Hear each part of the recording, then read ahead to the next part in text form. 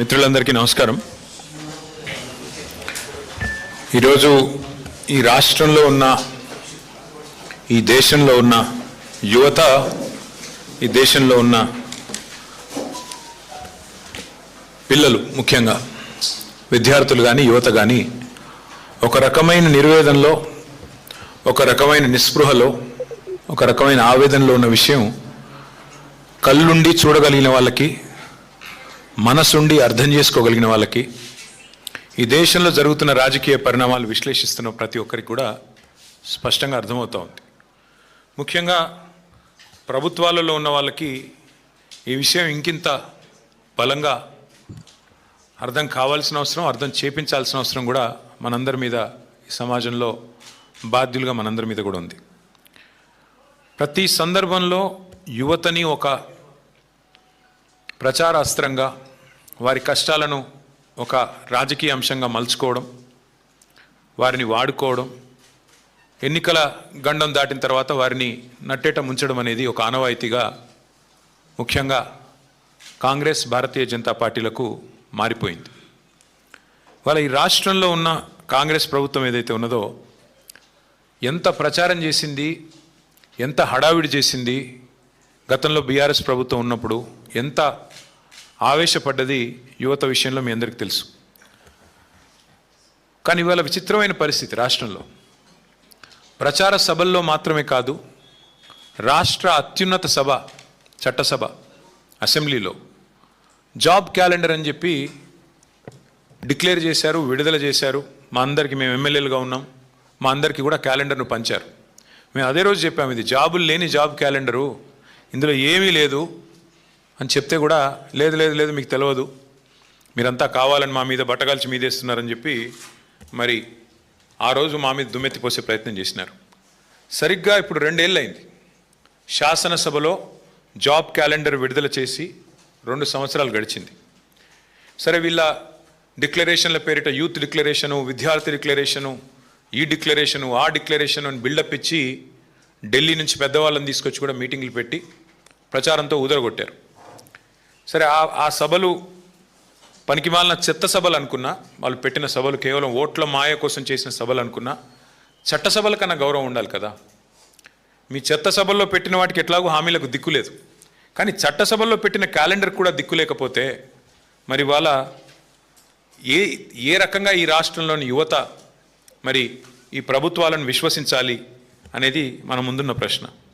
నిన్నటికి నిన్న 2 ఏళ్ళు జాబ్ క్యాలెండర్ విడుదల చేసి ఇప్పటికీ న్యాయం జరగక 2 లక్షల ఉద్యోగాలు మొదటి సంవత్సరంలో ఇస్తానని రాహుల్ గాంధీ స్వయంగా చెప్పి ఇవ్వనందుకు నిరసనగా గడ్డం వేణుకుమార్ అనే ఒక తమ్ముడు కానీ గత గవర్నమెంట్లో మిగిలిపోయిన నోటిఫికేషన్లు పూర్తి చేశారే తప్ప 2.5 సంవత్సరాలుగా జాబ్ క్యాలెండర్ ఇవ్వలేదు.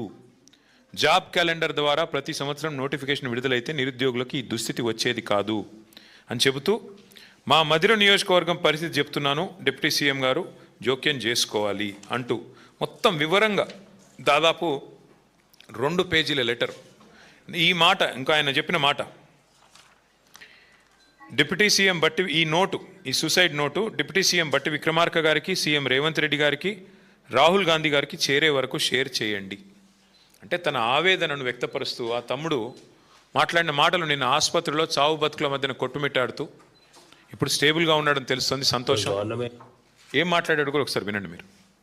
ఇచ్చిన మేనిఫెస్టో ఏంటో గవర్నమెంట్కి తెలుసు. చివరికి వచ్చేసరికి ఇప్పట్లో గ్రూప్స్ నోటిఫికేషన్ లేవు, మీరు ఎండిని దాగమంటే అవసరం అయితే మాకు సంబంధం లేదు.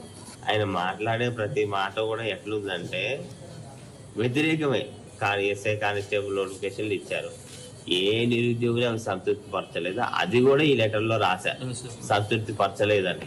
వాళ్ళు వచ్చి ఏం మాట్లాడారు, అన్ని నేను చేసి పెడతా, అన్ని చేసి పెడతా అనేసి వాగ్దానాలు చేసి నమ్మినాం సార్. స్పష్టంగా ఆయన చెప్తున్న మాట, నోటిఫికేషన్లు ఇవ్వక ఏమైంది, ఎందుకు ఇవ్వరు? చివరికి పోలీసు ఉద్యోగాలు 20,000 ఖాళీలు ఉంటే 5,000, 7,000 ఎందుకు ఇస్తున్నారు? ఎందుకు 20,000 ఇవ్వరు? కేసీఆర్ గారు ఒక్కటేసారి 48,000 ఉద్యోగాలు నింపినప్పుడు మీరెందుకు నింపరు అని అడిగితే ఎండ్రిన్ తాగి చావండి, ఇది రాష్ట్ర ముఖ్యమంత్రి గారు యువతకిచ్చే సందేశం. మరి విన్న తర్వాత ఇలా ఆత్మహత్యల లాంటి పరిస్థితికి పాల్పడక మరి ఏం చేయాలి ఈ రాష్ట్రంలో యువత అని నేను అడుగుతా ఉన్నా ఈ ప్రభుత్వాన్ని. అట్లాగే ఆ తమ్ముడు ఇంకో మాట అన్నాడు, బీఆర్ఎస్ హయాంలో చివరి దశలో ఉన్న 65,000 ఉద్యోగాలు నింపి వాళ్ళు ఆ రోజు నోటిఫికేషన్లు ఇస్తే ఇవాళ మీరు కాగితాలు ఇచ్చి అది మీ ఖాతాలో వేసుకుంటారా అని నిలదీశాడు ఈ ఉత్తరంలో. దయచేసి ఈ ఉత్తరం కూడా మిత్రులందరూ చదవాలని చెప్పి కూడా నా ప్రార్థన, మీడియా మిత్రులందరూ కూడా. అందులో కాదు మమ్మల్ని కూడా అన్నాడు, మేము కూడా గ్రూప్ 1 నోటిఫికేషన్లు ఒకసారి ఇచ్చాము, లీక్ అయింది, పేపరు రద్దు అయింది, మమ్మల్ని కూడా నిందించాడు. అట్లా అని చెప్పేసి ఇవాళ పరిస్థితి ఎట్లా ఉంది అంటే, కానీ ఆ రోజు కేసీఆర్ గారి ప్రభుత్వం మీద వీళ్ళు చేసిన ప్రచారం, 2 ఉద్యోగాలు ఊడగొట్టండి, కేసీఆర్ది కేటీఆర్ది 2 లక్షల ఉద్యోగాలు ఇస్తాం మొదటి సంవత్సరంలో అని చేసిన ప్రచారం నమ్మి ఇవాళ మేము వాళ్ళని గెలిపించామని చెప్పి ఆ తమ్ముడు రాస్తూ ఉన్నాడు. వాస్తవం చెప్పాలంటే ఇవాళ వేణు రాసింది సూసైడ్ నోట్ కాదు, వేణు రాసింది కాంగ్రెస్ ప్రభుత్వ నిర్లక్ష్యానికి వ్యతిరేకంగా రాసిన ఒక ఛార్జ్ షీట్. నిన్న మా సోదరులు పువ్వాడ అజయ్ గారు, లింగాల కమల్ రాజ్ గారు, మా ఎమ్మెల్సీ తాత మధు గారు, మా మాజీ ఎంపీ నామా నాగేశ్వరరావు గారు అందరూ ఆ పిల్లోని హాస్పిటల్లో పరామర్శించడానికి పోతామంటే పోనివ్వరు, మీరు కలవడానికి వీల్లేదని ఆంక్షలు. అయినా మా వాళ్ళ ఆంక్షల్ని ఛేదించుకొని పోయి ఆ పిల్లోడికి ధైర్యం చెప్పి, ఏమీ కాదు మేమందరం ఉన్నాం మీకని చెప్పి ధైర్యం చెప్పి వచ్చారు. ఇవాళ వాస్తవం ఏంటి అంటే, అశోక్ నగర్ నడి రోడ్లో రాహుల్ గాంధీ ఇచ్చిన మాటకి దిక్కులేదు. 2 లక్షల ఉద్యోగాలు మొదటి సంవత్సరంలోనే ఇస్తాం అని చెప్పిన రాహుల్ గాంధీ, నేను అడుగుతా ఉన్నా ఈరోజు ఇక్కడ పిల్లలు ఆత్మహత్య యత్నానికి పాల్పడుతుంటే మీరు ఎక్కడ ఉన్నారు రాహుల్ గాంధీ అని అడుగుతా ఉన్నా. ఎందుకు రారు మీరు హైదరాబాద్కి, ఎందుకు రారు? మీరు ఇక్కడ నామినేట్ చేసిన ముఖ్యమంత్రి, మీ కాంగ్రెస్ పార్టీ నామినేట్ చేసిన ముఖ్యమంత్రి ఎండ్రిన్ దాగి చావండి అంటుంటే ఎందుకు మీరు ఉలకరు పలకరు? నేను నిన్న అడిగాను రాహుల్ గాంధీ గారిని, అయ్యా మీ ముఖ్యమంత్రి అడ్డగోలుగా మాట్లాడుతున్నాడు, ఎండ్రిన్ దాగి చావమంటాడు పోలీస్ అభ్యర్థుల్ని, మరి క్రిమినల్ వేస్ట్ అంటున్నాడు ఇంజనీరింగ్ విద్యార్థుల్ని, ఇది పద్ధతేనా? ఇది మీ పార్టీ విధానమా, పార్టీ వైఖరా, లేకపోతే ముఖ్యమంత్రి నోటి దూలనా, ఏంది ఇది చెప్పు అంటే ఆయన ఎక్కడెక్కడో రాజ్యాంగం పట్టుకుని తిరుగుతాడు తప్ప ఇక్కడ మాత్రం కనబడాడు. ఎక్కడైతే గవర్నమెంట్ ఉందో అక్కడ రాహుల్ గాంధీ ఉండడు, ఎక్కడైతే గవర్నమెంట్ లేదో బాధ్యత లేకుండా ఇష్టం వచ్చినట్టు మాట్లాడతాడు, మళ్ళీ ఎక్కడ పడితే అక్కడ సొల్లు మాటలు చెప్పి అడ్డమైన హామీలు ఇచ్చి మళ్ళీ అక్కడ ప్రజల్ని మభ్యపెట్టే ప్రయత్నం. నేను ఇవాళ ఈ రాష్ట్రంలో ఉన్న బాధ్యులను కూడా అడుగుతా ఉన్నా, అధికారంలోకి రావడానికి ప్రగల్భాలు పలికి నిరుద్యోగ భృతి ఇస్తామని చెప్పి, అట్లాగే యువతకి ఇది ఇస్తాం అది ఇస్తాం, 10వ తరగతి పాస్ అయితే 10,000, 12వ తరగతి పాస్ అయితే 15,000, డిగ్రీ పాస్ అయితే 25,000, పోస్ట్ గ్రాడ్యుయేషన్ పాస్ అయితే 1,00,000 రూపాయలు, అట్లాగే మన పిహెచ్డి చేస్తే 5 లక్షలు అని చెప్పిన రేవంత్ రెడ్డి గారు, అని ప్రగల్భాలు పలికిన బట్టి విక్రమార్క గారు, మరి మీ సొంత నియోజకవర్గంలో నిరుద్యోగి ఉత్తరం రాస్తే ఏది మీ స్పందన? ఎందుకు మీ నుంచి కనీసం ఒక మానవతతో కూడిన ఒక చిన్న సందేశం, అయ్యా పిల్లలు చావకండి మేము కాపాడుతామని ఒక మాట ఎందుకు రావట్లేదు? పెద్ద దిక్కుగా ఉండాల్సిన వాళ్ళే విషం తాగండి, చావండి, మీరు బావిలో దుంకండి అని మాట్లాడితే మరి ఇవాళ ఏం జరుగుతుంది? ఇట్లాంటి పరిణామాలు కాక ఆలోచించాలని చెప్పి నేను కోరుతా ఉన్నా. ఇంకా విచిత్రమైన పరిస్థితి ఏమంటే, రాహుల్ గాంధీ గారి నాయకత్వంలోని ఈ పార్టీ, మేము వీరికి బుద్ధి రావాలనే మన ఏ రోజైతే వాళ్ళు యూత్ డిక్లరేషన్ ఏ ప్రాంగణంలో అయితే పెట్టారో సరూర్ నగర్లో, అక్కడే పెట్టాం మీటింగ్. మేము కూడా పెట్టి గుర్తు చేయడానికి కాంగ్రెస్ పార్టీకి, అయ్యా మీరు ఇచ్చిన వాగ్దానాలకి 4 ఏళ్ళు అయింది, మీ ప్రభుత్వానికి ప్రజలు ఇచ్చిన కాలం కూడా గడుస్తున్నది, ఎప్పుడు స్పందిస్తారు అని చెప్పి అక్కడే ఒక సభ పెట్టి నిరుద్యోగుల సాక్షిగా ప్రశ్నించాం. ఏమడిగాము? 24 హామీలు ఇచ్చారు మీరు యూత్ డిక్లరేషన్లో, ఒక్కటన్నా అమలైందా? శాసనసభలో నేను జగదీష్ రెడ్డి గారు మేము అడిగాము లిఖితపూర్వకంగా రాష్ట్ర ప్రభుత్వాన్ని, మీరు వచ్చిన తర్వాత ఇచ్చిన నోటిఫికేషన్లు ఎన్ని ఉద్యోగాలు ఇచ్చారు అని. 16,978 ఉద్యోగాలు ఇచ్చామని చెప్పి లిఖితపూర్వకంగా రాష్ట్ర ప్రభుత్వం సమాధానం ఇచ్చింది. అందులో కేసీఆర్ గారి ప్రభుత్వం ఇచ్చిన నోటిఫికేషన్లు రద్దు చేసి తిరిగి రీనోటిఫికేషన్ ఇచ్చిన వాటిని తీసేస్తే 10,000 ఉద్యోగాలు కూడా ఇవ్వలేదు. అంటే 2.5 సంవత్సరాలు 50% టైం గడిచిపోయిన తర్వాత మీరు ఇచ్చిన ఉద్యోగాలు 10,000 దాటలేదు. ఇచ్చిన హామీ ఏమో మొదటి సంవత్సరంలో 2 లక్షల ఉద్యోగాలు, ఇచ్చిన ఉద్యోగాలు ఇప్పటి వరకు 10,000 ఉద్యోగాలు దాటలేదు. మరి అప్పుడు ప్రజలు, ముఖ్యంగా యువత మిమ్మల్ని ఏం చేయాలి, ఎలా అడగాలి, ఎలా నిలదీయాలని నేను అడుగుతా ఉన్నా. ఇప్పటికైనా నేను అడుగుతా ఉన్నా ముఖ్యమంత్రిని, వేణు రాసిన సూసైడ్ నోట్ నీకు అందిందా, అందలేదా? మీ ఇంటెలిజెన్స్ పోలీసు వాళ్ళు ఇచ్చారా, ఇవ్వలేదా? తప్పక చెప్పాలని చెప్పి నేను డిమాండ్ చేస్తూ ఉన్నా. ఆ పిల్లోడు రాసిన సూసైడ్ నోట్కి సమాధానం చెప్పే సత్తా ఉందా ఈ ప్రభుత్వానికి, విక్రమార్క గారికి కానీ రేవంత్ రెడ్డి గారికి కానీ? ఒకవేళ ముఖ్యమంత్రి గారికి చేరపోతే వారికి వెంటనే పంపిస్తాను. నేను మా ఖమ్మం జిల్లా నాయకత్వాన్ని కోరుతా ఉన్నా, వెంటనే ముఖ్యమంత్రి గారికి మంచిగా భద్రంగా ఒక కొరియర్ సర్వీస్ పెట్టి ఆయన ఇంటికి పంపించండి. తప్పకుండా చదువుకోవాలని చెప్పి నేను కోరుతా ఉన్నా. ఇవాళ ఇదేదో మా పార్టీ ఆవేదననో నా ఆవేదననో కాదు, మీ చేతగాని అసమర్థ పరిపాలనకి ఒక ఛార్జ్ షీట్ ఈ సూసైడ్ నోట్ అని చెప్పి నేను విజ్ఞప్తి చేస్తూ ఉన్నా. అట్లాగే చాలా బాధ అనిపించింది ఆ లెటర్ చదివితే. మా తల్లి మానసిక వికలాంగురాలు, ఆమెను జాగ్రత్తగా చూసుకోండి అని ఆ పిల్లోడు చనిపోవడానికి సిద్ధపడి రాసిన లెటర్. అంటే బంగారు భవిష్యత్తు ముంగట పెట్టుకొని వాళ్ళ పిల్లలు తనువులు చాలించే పరిస్థితి వచ్చింది రాష్ట్రంలో. అంటే రాహుల్ గాంధీ అదేవిధంగా రేవంత్ రెడ్డి చేసిన మోసం ఎంత దుర్మార్గమో దీన్ని బట్టే చెప్పొచ్చు. అందుకే నేను ఈ రాష్ట్రంలో పిల్లలకు నేను విజ్ఞప్తి చేస్తూ ఉన్నా. గతంలో 2,32,000 ఉద్యోగ నియామక పత్రాలకి నోటిఫికేషన్లు ఇచ్చింది మా ప్రభుత్వం. మధ్యలో కరోనా వచ్చిన 2 సంవత్సరాలు. అట్లాగే ఈ జోనల్ వ్యవస్థను మొత్తం 95% స్థానిక రిజర్వేషన్లు సాధించడానికి మోడీ గారు మోకాళ్ళడ్డం పెట్టిన సంవత్సరంన్నర పాటు మరి వేగంగా ఎంబడబడి నోటిఫికేషన్లు ఇచ్చి మా శక్తి మేరకు ప్రయత్నాలు చేసినాం. 2,32,000 ఉద్యోగాలకు నోటిఫికేషన్లు ఇచ్చాం. తప్పకుండా మళ్ళీ తిరిగి వస్తాం.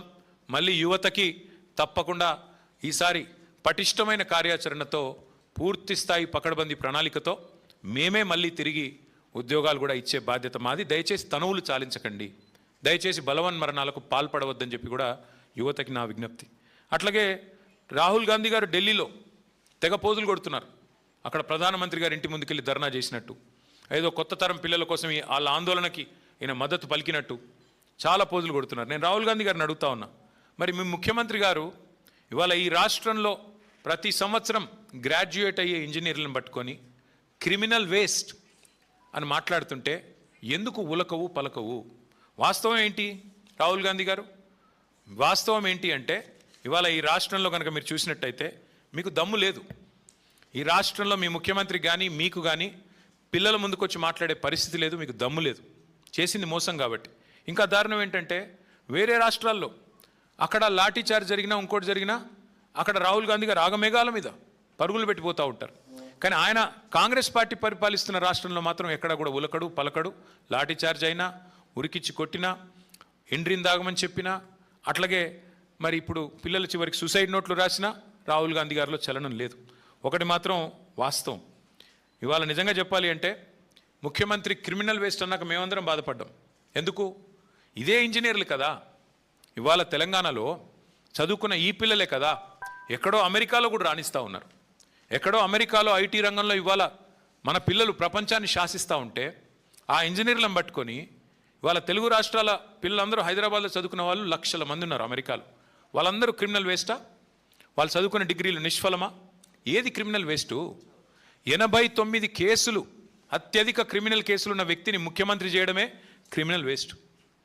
అత్యధిక క్రిమినల్ కేసులున్న వ్యక్తిని ముఖ్యమంత్రి చేయడం కాంగ్రెస్ పార్టీ తీసుకున్న నిర్ణయం, దట్ ఈస్ క్రిమినల్ వేస్ట్. అసలు క్రిమినల్ వేస్ట్ అంటే ఏంటి? రాహుల్ రేవంత్ కలిసి పంచిన గ్యారంటీ కార్డులు క్రిమినల్ వేస్ట్. రాహుల్ గాంధీ రేవంత్ రెడ్డి కలిసి ప్రకటించిన 13 డిక్లరేషన్లు, దట్ ఈస్ క్రిమినల్ వేస్ట్. కరువు టైంలో 100 టీఎంసీల నీళ్ళని కిందికి వదిలేయడం, దట్ ఈస్ క్రిమినల్ వేస్ట్.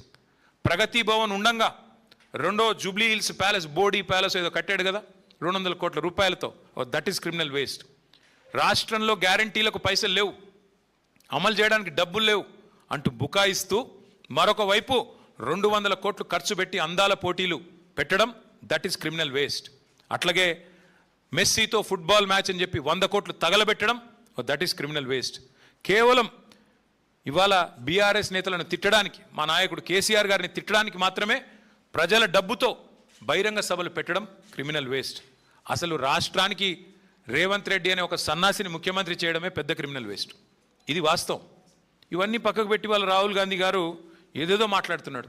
నేను అడుగుతా ఉన్న, ఇంజనీర్లను ఇన్సల్ట్ చేసే అధికారం నీకు ఎక్కడిది? నీ జీవితంలో రేవంత్ రెడ్డి నాకు తెలిసి నకలు కొట్టుకే పాస్ అయిన కేసు ఇది. ఏం చదివిండో కూడా డౌటే నాకు. చదివిండా లేదా సప్లిమెంటరీ పరీక్ష పాస్ అయ్యిందా నాకైతే డౌటే. ఎందుకంటే ఆయనకి సప్లిమెంటరీ పరీక్షలు పాస్ కావడం కూడా ఆయనకు కొత్త ఏం కాదు. అసెంబ్లీలో ఓడిపోయాడు, 3 నెలల తర్వాత వచ్చిన పార్లమెంట్లో సప్లిమెంటరీలో పొరపాటున గెలిచాడు. ఏం చదువుకున్నాడో ఎవరికి తెలియదు. ఆయన ఇవాళ మాట్లాడుతున్నాడు చదువుకున్న వాళ్ళ గురించి. ఏం మాట్లాడతాడు?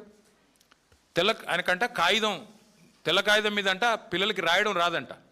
నేను అడుగుతున్నా రేవంత్ రెడ్డి గారు, నువ్వు నింపగలుగుతావా నీ ఎలక్షన్ ఫారం అఫిడవిట్? ఏ ఛాలెంజ్ కంటే ఆ ఛాలెంజ్కి నేను రెడీ. నీ ఎలక్షన్ అఫిడవిట్ నింపరా అయ్యా, నువ్వు చూస్తా, నీకేం చదవచ్చో ఏమొచ్చో నేను కూడా చూస్తాను. పెద్ద మాటలు మాట్లాడుతున్నాడు. జీవితంలో ఒక పోటీ పరీక్ష రాసినావా? ఒక్క పోటీ పరీక్ష ఏదన్నా కాంపిటేటివ్ ఎగ్జామ్ పొరపాటున ఎప్పుడన్నా జీవితంలో ఒక ఇంటర్వ్యూకి అటెండ్ అయినావా? ఏం తెలుసు నీకు పిల్లల గురించి? మేము కష్టపడి చదువుకున్నా. నేను కూడా జీమాట్ రాసిన, జిఆర్ఈ రాసిన, జవహర్లాల్ నెహ్రూ యూనివర్సిటీ ఎంట్రన్స్ రాసిన, ఆల్ ఇండియా ఎంట్రన్స్లో సీటు సంపాదించి పూనాలో పోయి చదువుకున్నా, అమెరికాలో పోయి చదువుకున్నా. ఎంతసేపు ఏడుపులు తప్ప వేరే వాళ్ళ మీద. ఒక్క ఇంటర్వ్యూ అటెండ్ అయిన ముఖమా నీది? ఒక్క పోటీ పరీక్ష రాసిన ముఖమా? పోనీ ఒక అప్లికేషన్ రాసే తెలివి ఉందా? నకలు కొట్టి పాస్ అయినవి గోడల మీద సున్నలు వేసుకుని బతికినోడివి. నీకే ఇంత ఉంటే మరి పిల్లలకి ఎంత ఉండాలా? ఇవాళ ఎవరయ్యా కట్టేది? ఇవాళ ముఖ్యమంత్రి గారు రయ్యమని తిరుగుతున్న ఫ్లైఓవర్లు కట్టింది ఎవరు? ఇంజనీర్లు కదా. హైదరాబాద్లో 42 ఫ్లైఓవర్లు కట్టింది ఎవరు?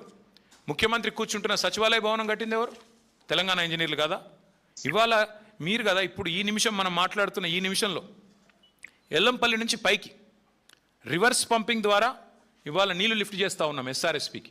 ఎవరు చేసింది? అది ఇంజనీర్లు కదా. ఏం మాట్లాడుతున్నాడు ముఖ్యమంత్రి? మీ వెనకాలే ఉంది ఇక్కడ మీరు కూర్చునే కమాండ్ కంట్రోల్ సెంటర్ కట్టింది ఇంజనీర్లు కదా. అందుకే నేను అంటున్నా ఈ మూర్ఖపు మాటలు ఎన్ని కట్టిన ఇంజనీర్లకి. నాకు రేవంత్ రెడ్డి గారికి నేను చెప్పేది ఒకటే, ఈ ఇంజనీరింగ్ విద్యార్థులకు కట్టడాలు తెలుసు, మీకు సమాధి కట్టడం కూడా తెలుసు. మీ పార్టీకి, మీ అంటే ఆయనకి కాదు, మళ్ళీ మీరు వేరే అనుకున్నారు. మీ పార్టీకి సమాధి కట్టడం కూడా ఆ పిల్లలే తప్పకుండా చేసి చూపెడతారు. నేను ఇవాళ గడ్డం వేణు తరపున, ఇవాళ రాష్ట్రంలో నిరుద్యోగుల తరపున స్పష్టంగా రాహుల్ గాంధీని, రేవంత్ రెడ్డిని అడుగుతా ఉన్నా, సమాధానం చెప్పు. 2 లక్షల ఉద్యోగాలు ఎప్పుడు ఇస్తావు? ఎలా ఇస్తావు? నీ జాబ్ క్యాలెండర్ ఎక్కడ సచ్చింది? రాహుల్ గాంధీ ఎక్కడ ఉన్నాడు? ఎందుకు ఉలకరు పలకరు ఈ తెలంగాణ యువత అడుగుతున్నారు. సమాధానం చెప్పండి. మిమ్మల్ని వదిలిపెట్టాం. డ్రామాలతో ఇంకా ఎన్ని రోజులు ఏమార్చలేరని చెప్పి మరొకసారి విజ్ఞప్తి చేస్తూ, అసెంబ్లీ సమావేశాలు కూడా పెడతారని చెప్తున్నారు తొందరలో. తప్పకుండా అందులో మా వైపు నుంచి ఒకటే ఎజెండా పెట్టుకుంటాం. అసెంబ్లీ సమావేశాలు పెట్టవలసిందే, 15 రోజులు నడపాల్సిందే.